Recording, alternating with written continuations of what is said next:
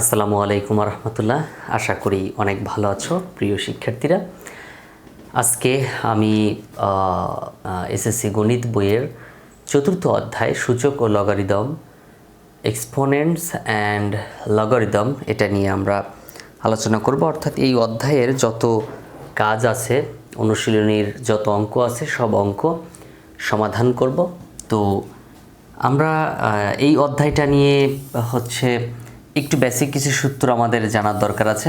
সেই সূত্রগুলো জানলে আমাদের জন্য অনেকটা সহজ হবে। তো সূচক হচ্ছে কি এক্সপোনেন্টস অর ইন্ডিসেস। আমরা কিন্তু এটা পূর্বের ক্লাসে হয়তো ষষ্ঠ শ্রেণীতে হালকা পাতলা ধারণা পেয়েছিলাম কিছু কিছু জিনিস। তো তার মধ্যে দেখো এখানে একটা কাজ দেওয়া আছে। আমরা অনুশীলনীর অঙ্ক পুরোটা শেষ করব, সাথে এখানে টুকটাক কিছু জিনিস আগে থেকে একটু পরিচয় হবো আর কি। তো এইখানে দেখো কি বলতেছে যে এখানে সূচকীয় রাশি, আসলে এখানে রাশি কোনটা সেটা আমাদের জানতে হবে। রাশি কোনটা? রাশিটা হচ্ছে এই টু টু টু কয়টা গুণ আছে? 3 বার গুণ আছে। তার মানে 2 এর মাথায় 3 হবে। অর্থাৎ এই 3 হচ্ছে কি পাওয়ার, 3 হচ্ছে কি পাওয়ার। এটা একটা নাম আছে, সেই নামটা হচ্ছে কি ঘাত। নামটা কি? ঘাত, অথবা এর আরেকটা নাম হচ্ছে সূচক। ঘাত অথবা সূচক। আর এই নিচে যে 2টা আছে, এই 2টার নাম হচ্ছে কি ভিত্তি, যেটাকে আমরা ইংলিশে বলি কি বেজ বা ভিত্তি। ঠিক আছে? আর এই পুরোটাকে একসাথে বলবো কি একটা রাশি। তাহলে যদি আমরা এই 3 3 3 3 এটাকে যদি চিন্তা করি, তাহলে এটাকে আমরা লিখতে পারি কিভাবে? 2 two the power 3 two the পাওয়ার 1টা 2টা 3টা 4টা চতুর্ঘাত। 3 পাওয়ার কত? 4 আছে, তাই না? এটা হচ্ছে একটা রাশি, এটা কি একটা রাশি।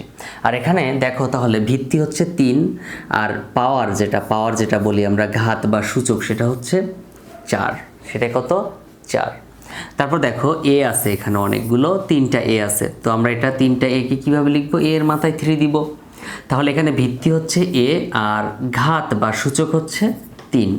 তারপর দেখো বি আছে কয়টা? 1টা 2টা 3টা 4টা 5টা। তাহলে বি এর মাথায় 5 দাও।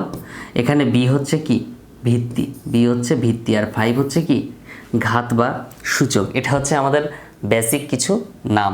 আরও অনেক কিছু আছে আমাদেরকে জানতে হবে। তো আমরা এখন সরাসরি অনুশীলনীর অঙ্কে যাব 4.1-এর। তো আমরা 1 নম্বর অঙ্কটা আমরা এই ক্লাসে হয়তো বা 1 থেকে 8 পর্যন্ত সমাধান করব, অথবা পুরোটা সমাধান করতে পারবো।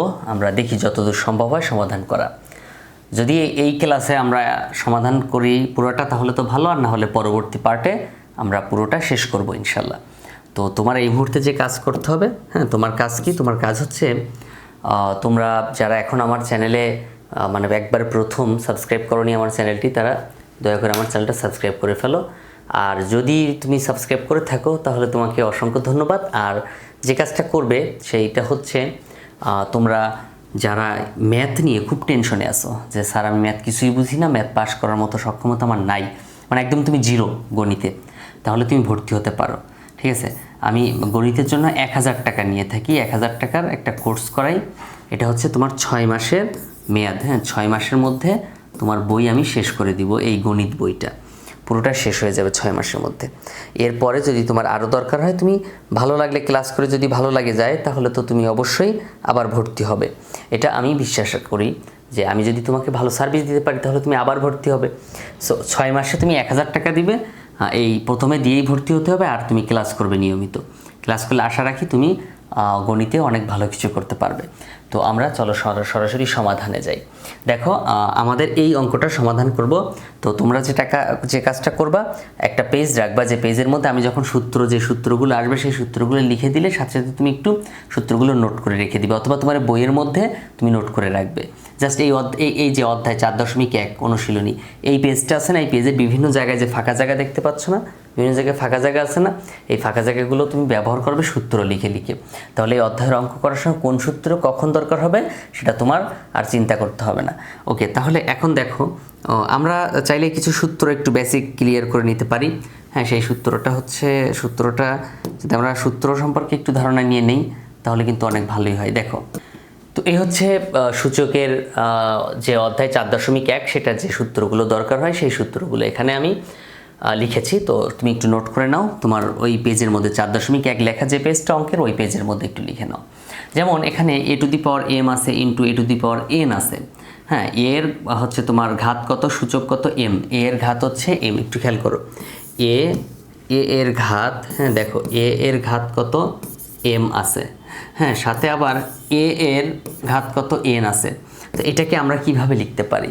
দেখো, এটাকে আমরা লেখার জন্য যেটা ব্যবহার করব সেটা হচ্ছে যখন এই বেজ, হ্যাঁ বেজ একই রকম হয়, বেজ একই রকম হয়, দুই জায়গায় এ আছে না, দেখো তো দুই জায়গায় এ আছে, তাহলে আমি এখানে লিখব কি, এ লিখব।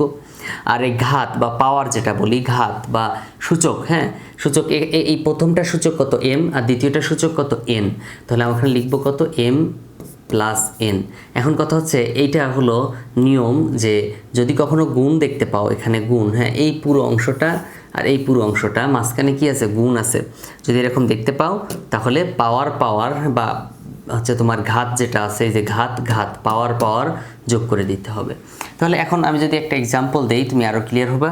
আমি এক্সাম্পলটা দিলাম, মনে করো 5-এর পাওয়ার হচ্ছে তোমার 3 আছে, আবার 5-এর পাওয়ার আছে 2 আছে। বুঝতেছো, 5-এর পাওয়ার কত আছে, 3, 5-এর পাওয়ার কত, 2 আছে।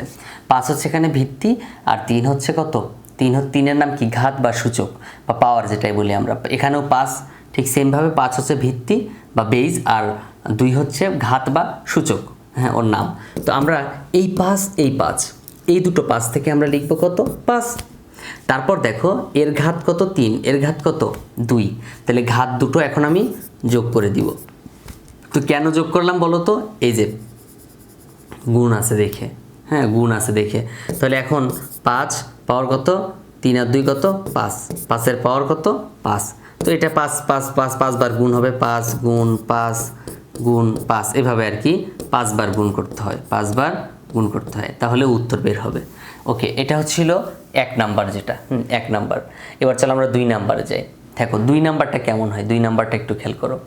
2 নাম্বারে বলা আছে, হ্যাঁ 2 নাম্বারে বলা আছে কি, 2 নাম্বারে বলা আছে এ, এই যে এ বেজ হচ্ছে এ, পাওয়ার হচ্ছে কত, m, বা ঘাত হচ্ছে m, তারপর ভাগ এ পাওয়ার হচ্ছে n। এটা যদি কখনো পাই, তাহলে এর পরিবর্তে আমরা লিখব কি, দেখো তো দুটোর বেজ এ, তাই না, দুটোর বেজ এ না, তাহলে আমি এখানে এ লিখব। তারপর দেখো প্রথমটার পাওয়ার কত আছে, m, আর এই যে ভাগ আছে না, এই ভাগ থাকার কারণে এখানে বিয়োগ হবে। ভাগ থাকলে বিয়োগ, আর গুণ থাকলে যোগ। কি যোগ হবে, এটার পাওয়ার যোগ হবে, আবার এটার পাওয়ার বিয়োগ হবে। কখন বিয়োগ হবে, যখন এখানে ভাগ থাকবে। আর যখন গুণ থাকবে তখন কি করব আমরা, এই m আর n যোগ করতাম, তাহলে এখন কি করব, বিয়োগ করব। তাহলে চলো এইটা এইভাবে না থেকে, এরকম ভাগ চিহ্ন না থেকে আরেকভাবে থাকতে পারে, e⁻m ভাগ e⁻n, এভাবে আছে। তাহলে এটা এই যে ভাগ, এটা কি ভাগ, এটাও যেমন ভাগ, এটাও ভাগ। তাহলে এই যে উপরের এ নিচের এ দুটোই কি বেজ বা ভিত্তি, তাহলে আমি এখানে এ লিখলাম। লেখার পরে এবার এই যে ভাগ আছে এই জন্য m বিয়োগ n, m থেকে n বিয়োগ করব। তো এখন আমরা একটু সংখ্যা দিয়ে চেষ্টা করি, হ্যাঁ বা অঙ্ক দিয়ে চেষ্টা করি। মনে করো এখানে আছে হচ্ছে 10-এর পাওয়ার আছে 3, ভাগ এখানে আছে 10-এর পাওয়ার হচ্ছে 2। তাহলে আমার কাজ কী হবে বলো তো, এখানে বেজ হচ্ছে কত, 10, এখানেও বেজ 10, তাহলে আমি লিখব কত, 10 লিখলাম, 10 লিখলাম। 10 লেখার পর এখন আমি কি করব, এই যে ভাগটা দেখতে পাচ্ছ, এই ভাগ থাকার কারণে 3 থেকে 2টা বিয়োগ হবে, মানে প্রথম পাওয়ার বিয়োগ দ্বিতীয় পাওয়ার। তাহলে 10-এর পাওয়ার 3 থেকে 2 গেলে 1, তাহলে 10 কত, 10ই থাকবে। এখন তুমি একা এইভাবে লিখে প্র্যাকটিস করবা। এই প্রত্যেকটা সূত্র, যখন তুমি সূত্রগুলো প্র্যাকটিস করা শিখবা তখন কিন্তু তোমার আর কোনো প্রবলেম থাকবে না, বিশ্বাস করো তুমি একদম সব কিছুই পারবা তখন। ওকে, এরপরে দেখো, হ্যাঁ এরপরে কি আছে দেখো, এরপরে 3 নাম্বারটা হচ্ছে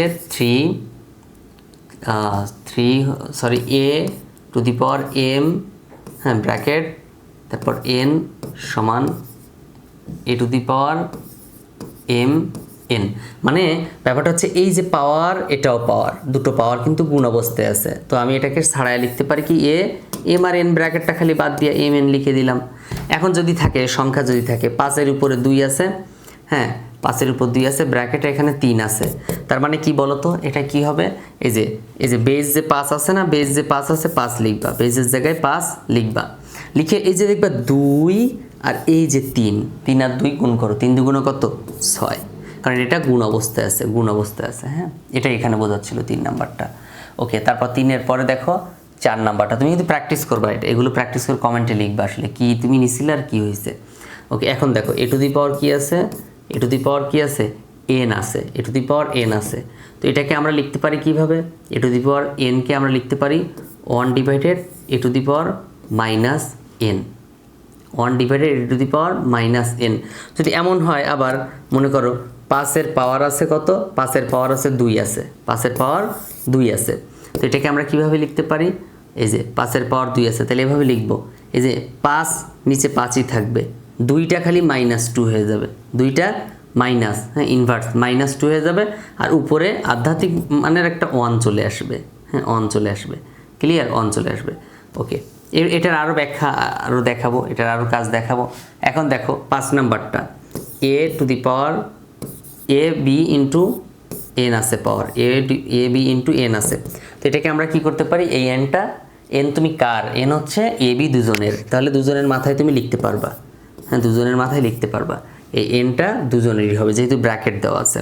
এখন অনেক সময় ওরা করে কি, ওরা চালাকি করে, কেমন চালাকি করে, মনে করো 5 ইন্টু, হ্যাঁ 5 ইন্টু বি দিয়ে দিল, দিয়ে বললো পাওয়ার হচ্ছে, হ্যাঁ পাওয়ার হচ্ছে 2, পাওয়ার কত 2, তাহলে তোমার কাজ থাকবে কি 5-এর উপর 2 নাও আর বি এর উপরেও 2 নাও, এই দুইটা দুইজনেরই হবে, তাহলে 5-এর উপর 2 নিলে 5 5 25, আর বি এর উপর 2 নিলে বি এর উপর 2 থাকবে, হ্যাঁ এটা হচ্ছে 5 নাম্বারটা গেল।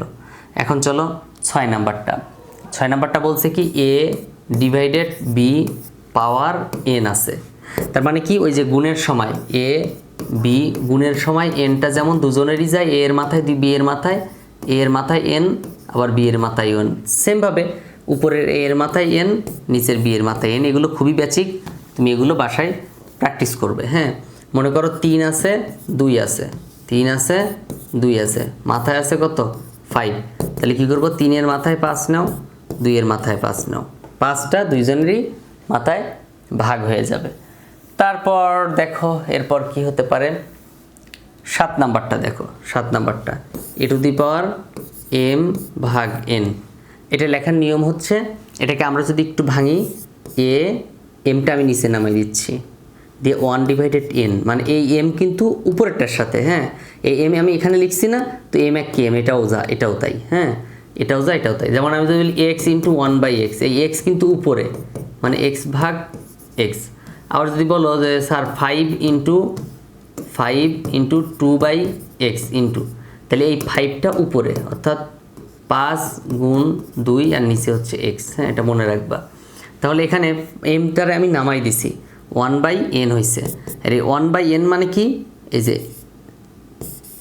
n সংখ্যক, হ্যাঁ n সংখ্যক বর্গমূল, n সংখ্যক মূল আর কি, এ মাথায় কি থাকবে, m থাকবে। তার মানে কি এই রুটকে ভাঙলে আমরা এটা বলতে পারি ইজিলি যে তুমি যে কোনো সংখ্যার রুট যদি থাকে, বর্গমূল যদি থাকে, তাহলে এটা ভাঙলে 1/2 হয়। যেমন আমি যদি বলি 5-এর মাথায় রুট আছে, তো এটাকে যদি ভাঙি তাহলে 5 টু দি পাওয়ার 1/2 পাবো, 5 টু দি পাওয়ার 1/2 পাবো। আবার যদি আমি বলি যে 6-এর উপরে রুট আছে, তাহলে হ্যাঁ কী হবে, 6 1/2 হবে, 6 টু দি পাওয়ার 1/2 হবে।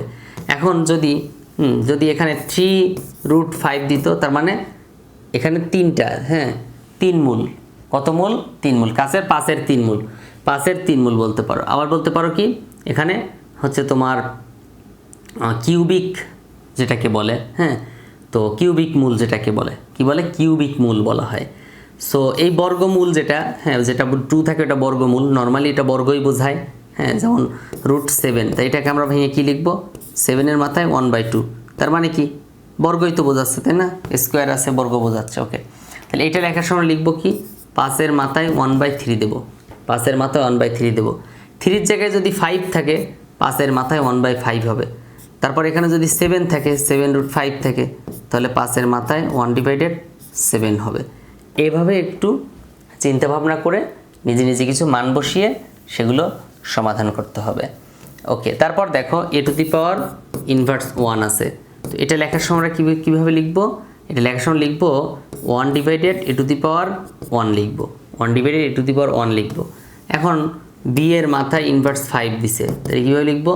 হ্যাঁ, কীভাবে লিখব? 1 ডিভাইডেড বি পাওয়ার 5, জাস্ট 1কে ভাগ করব এবং বি এর মাথায় 5 বসাবো। হ্যাঁ, এভাবে তুমি যত ইচ্ছা তত মান লিখতে পারো চাইলে।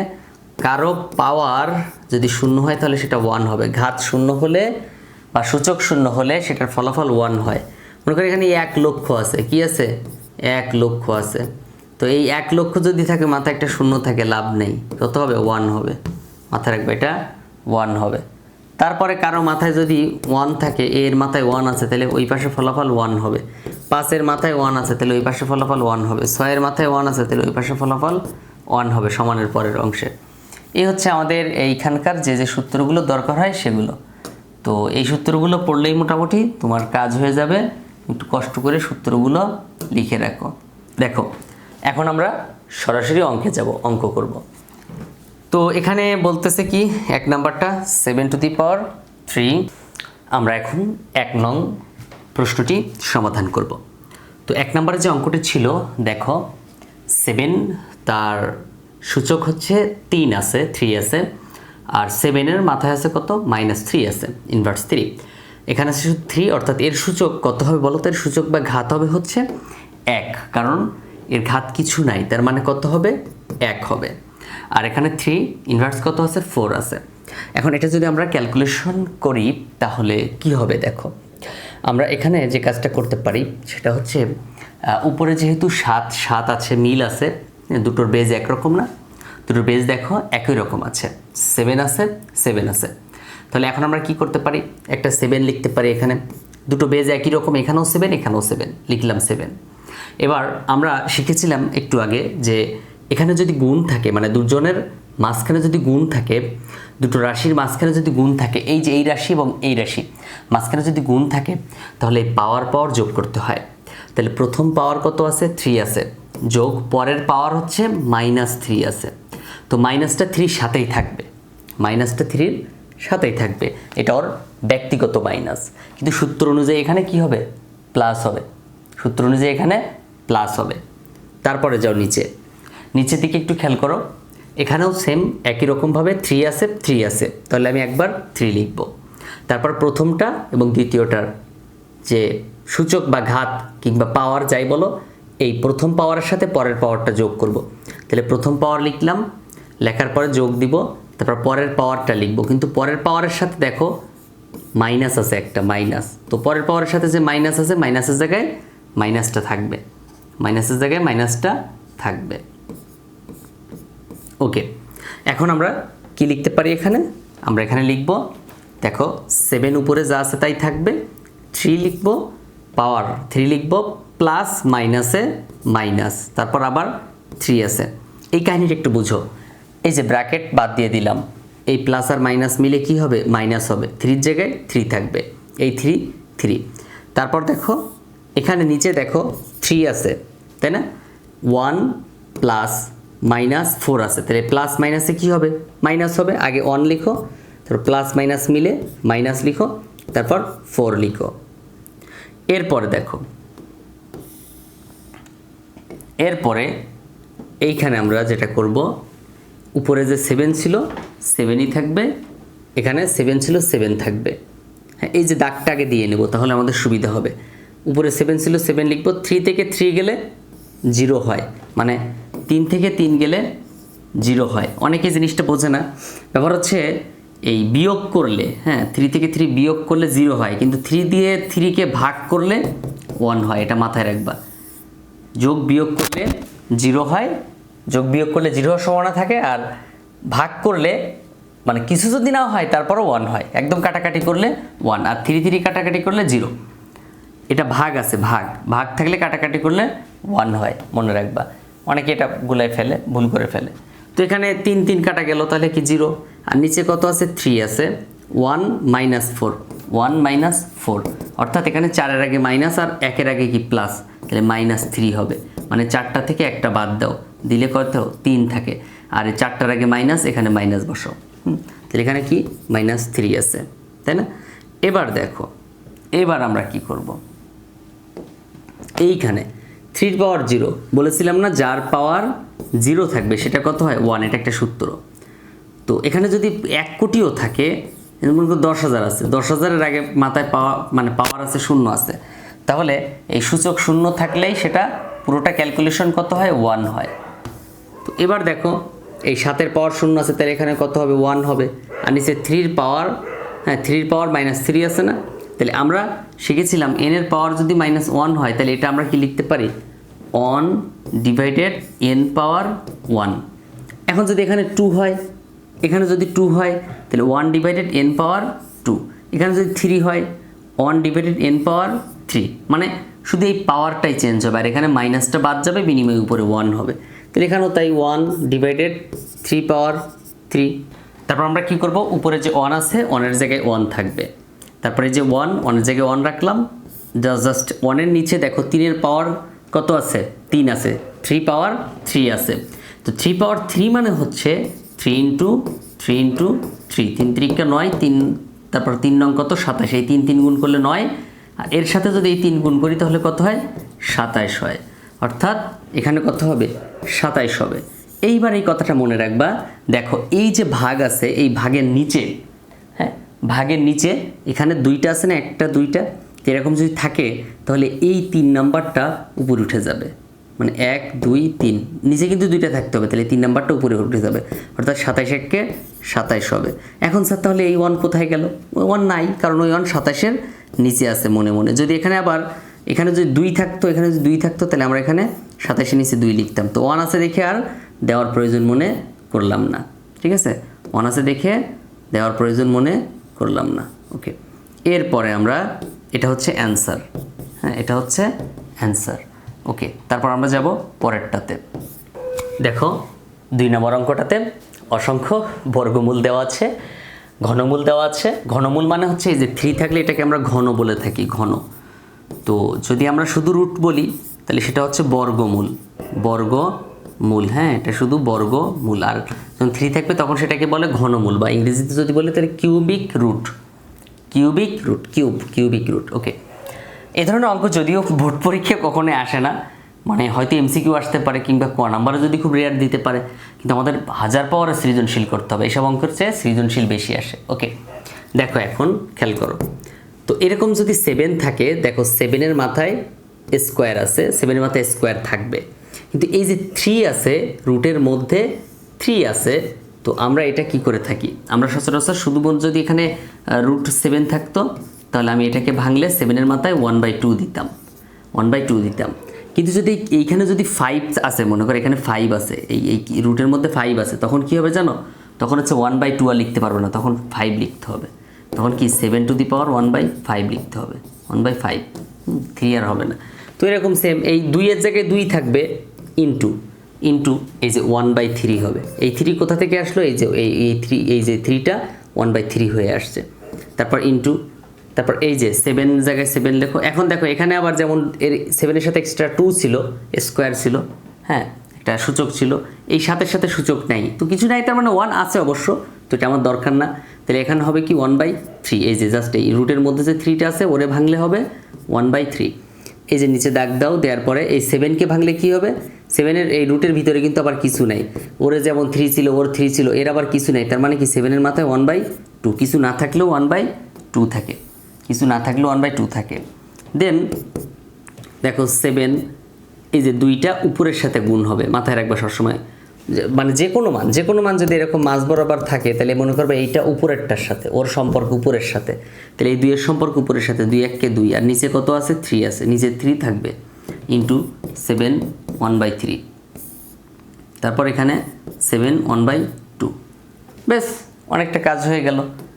এরপর কি করতে হবে, এই যে দুটো বেজ দেখো একই রকম, দুটো বেজ একই রকম, খেয়াল করছো, দুটো বেজ একই রকম, তাই না, এখানে দুটো বেজ কিন্তু একই রকম, এই যে 7, এই যে 7, এখানে বেজও 7, এখানে বেজও কত 7, তো দুটো বেজই 7 যেহেতু, তাহলে আমি এখানে 7 লিখব, লিখে এবার আমি এই পাওয়ারের সাথে এই পাওয়ার যোগ করব। কেন যোগ করব, কারণ মাঝখানে গুণ আছে, এই পুরোটা গুণ অবস্থায় আছে, তাহলে গুণ অবস্থায় যদি থাকে তাহলে কি করব, 2টা পাওয়ারের দুটো বেজের একটা বেজ লিখবো, লেখার পর এই পাওয়ার পাওয়ার যোগ করব। তো পাওয়ার কি আছে 2/3 প্লাস 1/3, তাহলে সূচক এই সূচক দুটো সূচক যোগ করলাম।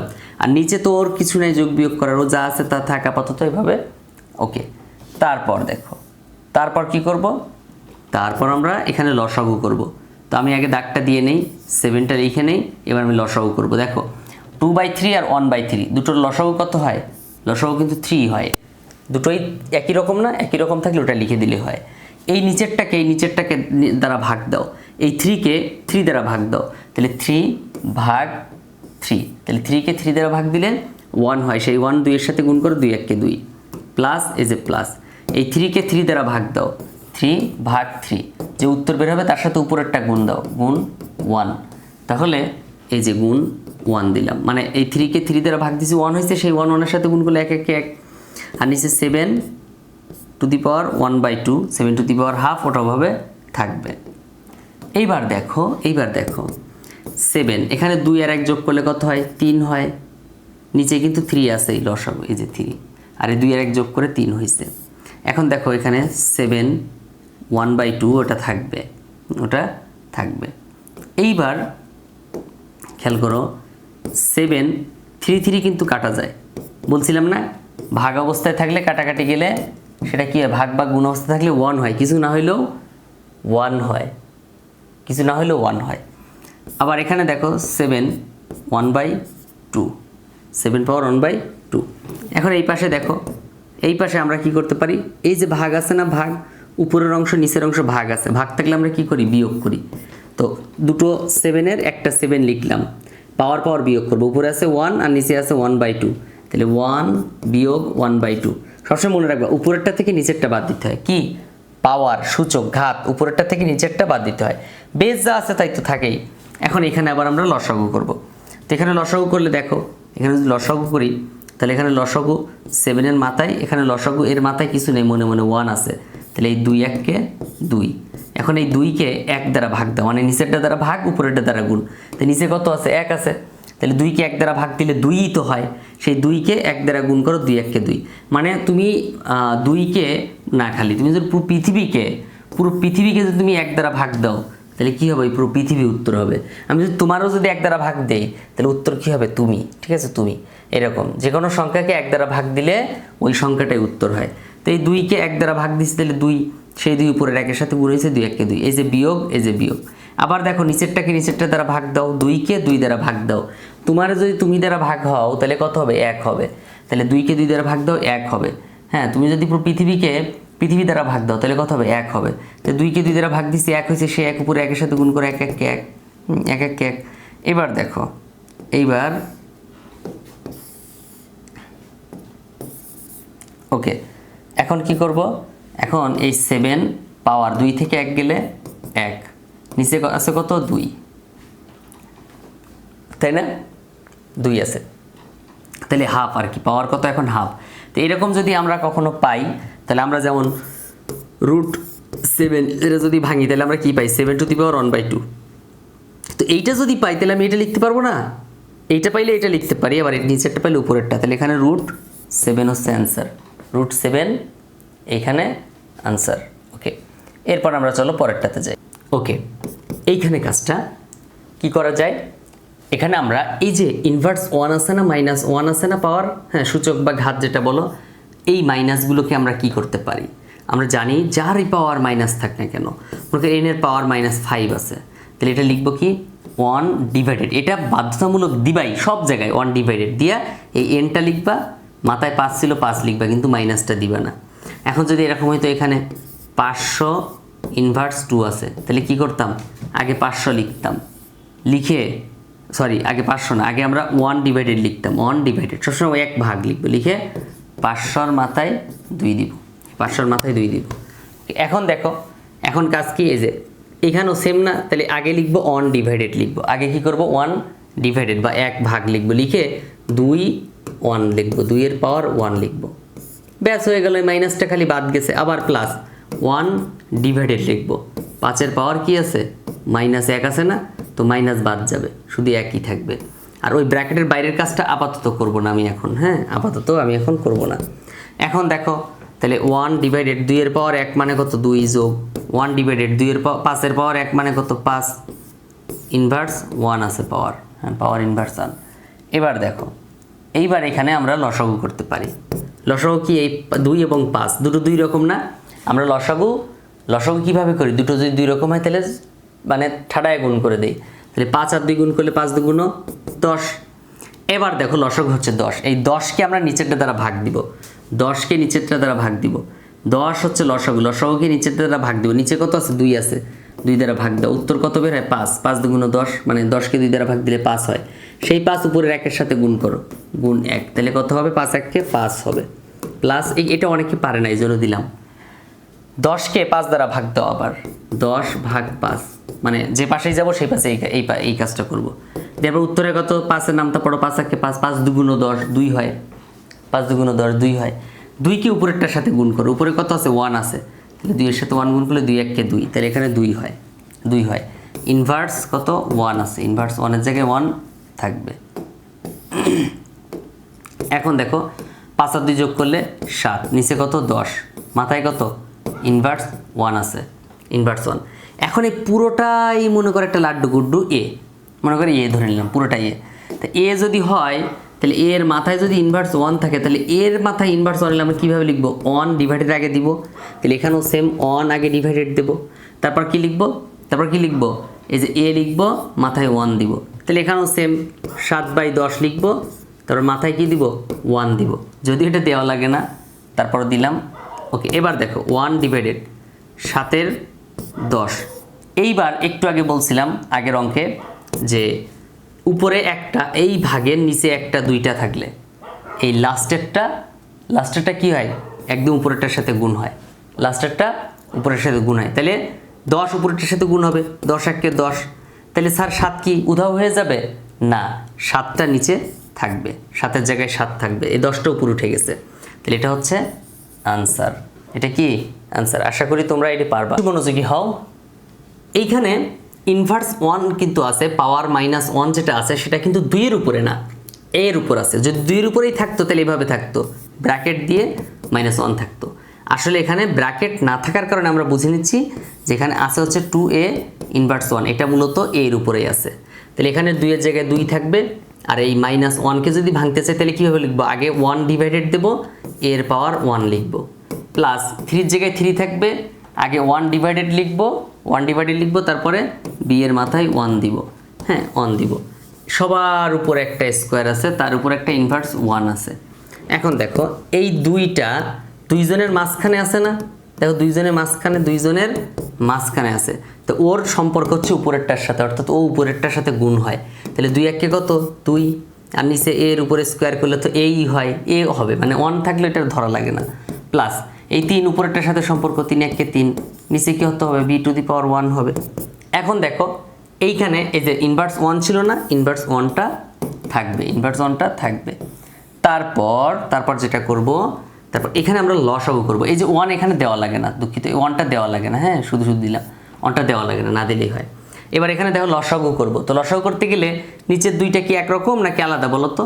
যদি আলাদা হয় তাহলে আমি দুটোই গুণ করে দেবো, এই যে গুণ করে দিলাম, এ আর বি গুণ করে এ বি লিখলাম। এখন এ বিকে এ দ্বারা ভাগ দাও, যে উত্তর বের হবে সেই উত্তরের সাথে উপরেরটা গুণ করবা।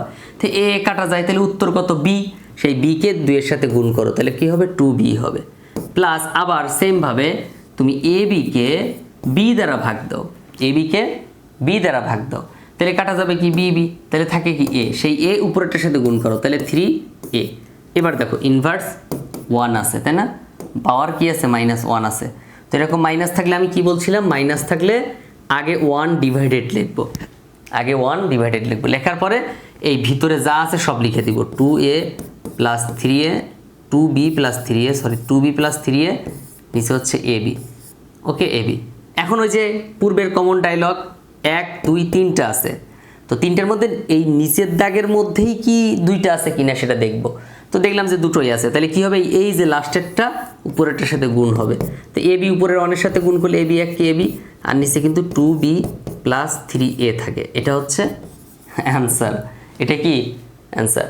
সো এগুলো খুবই ইজি, তোমরা একটু চেষ্টা করলেই পারবে। তোমরা আমার অনলাইন ব্যাচে ভর্তি হয়ে যাও, একদম সৃজনশীল সমাধান করাটা আরও সুন্দরভাবে শেখাবো ইনশাল্লাহ। বিষয়টা আমরা কিভাবে সমাধান করি, আমরা দেখতে পাচ্ছি এর উপর নর্মাল একটা স্কোয়ার আছে, তো এর উপরে স্কোয়ার থাকবে, বি এর উপরে -1 আছে পাওয়ার, তাহলে কী করবো, আগে 1 ডিভাইডেড দিব, তারপর বি এর উপরে যে 1 ছিল 1-এর জায়গায় 1 থাকবে, একদম নর্মাল ইস্যু। হ্যাঁ, তারপর দেখো নিচে সেম, এখানে বি এর উপর কোনো ঝামেলা নেই, এর উপর -2 আছে, তাহলে 1 ডিভাইডেড দিব, আগে এ দিব, এর মাথায় 2 আছে না, 2 লিখে দিব, 2 লিখে দিলাম। পাশে বি দাঁড়াইছিল, বি এর জায়গায় বি থাকবে, বি এর জায়গায় বি থাকবে, সবার উপরে হোল স্কোয়ার ছিল। এখন দেখো, এখন যদি এটাকে আমরা ক্যালকুলেশন করি তাহলে কি দাঁড়ায়, এই যে বলছিলাম না যে মাঝ বরাবর থাকে সে উপরেরটার সাথে গুণ হয়, তাহলে এ স্কোয়ার একে এ স্কোয়ার, আর ওর নিচে কি আছে, বি এর পাওয়ার 1 আছে, মানে শুধু বি পাওয়ার 1 থাকলে ওর কোনো মূল্য নেই, পাওয়ার 1 মানে ওর কোনো মূল্য নেই, দেও দাগ, এই যে এই দাগটা দিলাম, এই যে। এখন দেখো এইখানে বিটা যেহেতু সিঙ্গেল আছে ও উপরে উঠে যাবে, বি একে বি, আর নিচে আছে কি এ স্কোয়ার, সবার উপরে হোল স্কোয়ার কিন্তু আছে।